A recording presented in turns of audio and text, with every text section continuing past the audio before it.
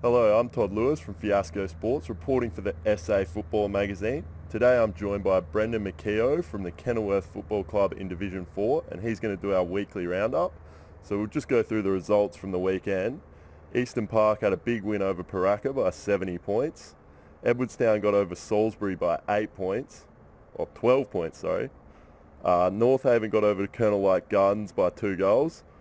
And Kenilworth unfortunately went down to Westminster by 29 points, and Hope Valley had the bye. Yeah. Obviously a bit of a disappointing result on the weekend. Look, it was, yeah. We certainly thought we had a chance against Westminster.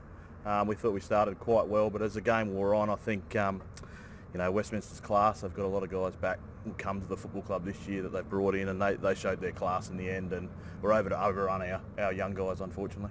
Yeah, Westminster have been seen to be one of the strongest sides in the competition, so you must have been able to take some positives away from the fact that you were in the game all day. Yeah, look, we do take some positives. I mean, they kicked a few goals late.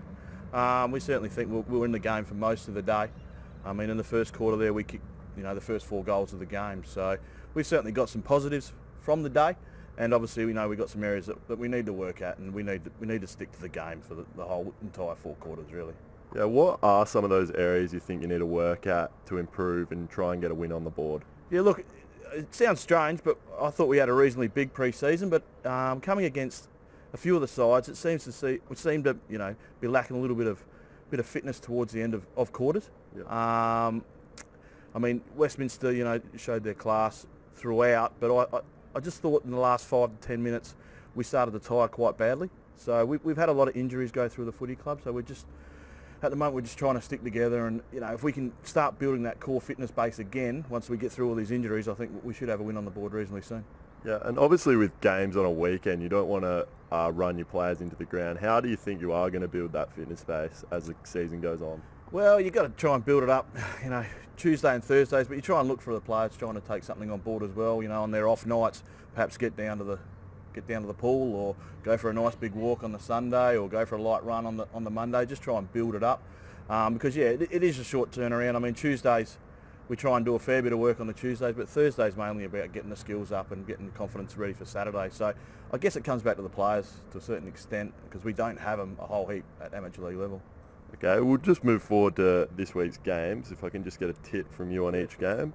Westminster take on Eastern Park at Westminster. You obviously got a good look at them on the weekend. Yeah, we did. Westminster are a classy side. They're well coached. As I said, they've got a lot of good experienced type players in their side. I don't know a whole lot about Eastern Park other than, they've thrashed a couple of sides that they've played against, so they seem to have a reasonably strong side. That's a tough one. I think it'll be a draw. Okay, there you go. Paraka against Edwardstown. Edwardstown. I think Edwardstown coming into the competition are going to be pretty strong, so yeah, I think they'll win that one. Yeah, and Salisbury take on Kenilworth Gardens at Salisbury Oval. Yeah, tough one again. Salisbury are a good side. I've heard a lot of good things about Kenilworth Gardens. I mean, Denty will tell you that they're well coached, and he's done most of the work out there for them, but they've got some good players there at Kenilworth. So another draw again? No, I'll go Salisbury. Okay, Yeah. no worries. North Haven have the bye, and Kenilworth head out to Hope Valley to take on Hope Valley. How do you think you'll go in this one? Look, both sides seem to be around about the same. Obviously, Hope Valley have had a win in the first round against Paraka there, so I think it'll be a reasonably close, even game again. We certainly, respect Hope Valley, and certainly on their oval, it's going to be a tough assignment for us. But if we can stick to what we've been trying to do the last 3 or 4 weeks, then it should be a tight game. Yeah, hopefully we win this week. We need one. Yeah, that's it. I guess I'll just ask, you're obviously 0-4 at the moment, which isn't obviously the best start you could possibly have, but where do you think your expectations are for the rest of the season now? What are your goals for the rest of the year? Look, it's cliche, mate. 1 week at a time. Yeah. Clearly, at the moment, we can't match it with possibly the top 2 or 3 sides. I think we can just go out there and give our all. But I certainly think we're capable on our day of causing an upset or two. But if I've got to be honest with you, I'd say that it's about survival for us. I know it's only 4 rounds in, but we've copped a fair few injuries already, a few season-ending injuries. So, we just got to take every week as it comes and treat every team with respect, I think, and hopefully we get the results. Yeah. Okay. Thank you, Brendan. I'm Todd Lewis from Fiasco Sports, reporting for the SA Football Magazine.